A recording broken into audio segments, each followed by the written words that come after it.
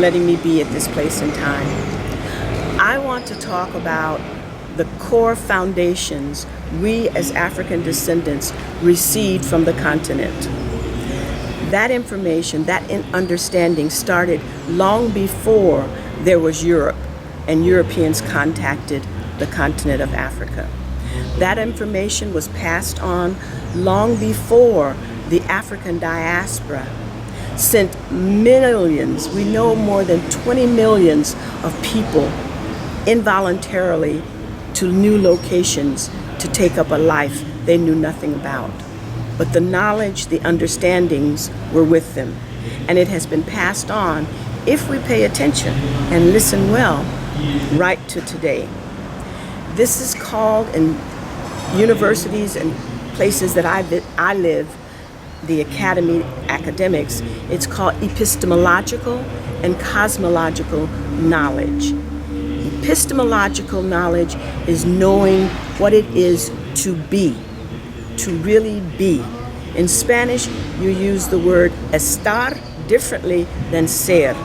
That's the difference. To be is ser. That's the epistemological. The cosmological is to know your place. Who are you in this universe? You're on Earth, but the universe is bigger. We were taught that. That means that cosmologically, it was shared with us that there is a supreme being, clearly, that's responsible for everything. Our job is to live a life that's in relationship to that universe. We were also taught that there are other beings, the beings who used to be on the earth, whose bodies are no longer with us, but their spirits are closer to the Supreme. And then there are other spirits also close, who were here long before the earth was created and Supreme put them places, but at the same time, they are closest to the Supreme. The beings that are on this earth that we see are everywhere. We are responsible to be in contact with those very divine beings to help us live a life that is in direct rhythm of this universe. We do it as African people. We don't realize it, but when we play rhythms, we always have many rhythms. When we think of things, we think of them in circular.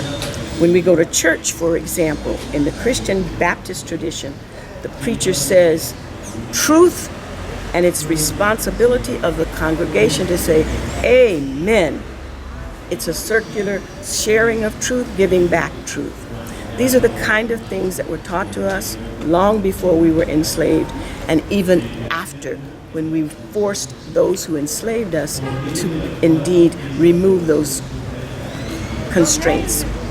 I've tried very hard to share in a way that anyone can translate from the academic epistemology to the practice of being, from the academic cosmology to the practice, the doingness of your being.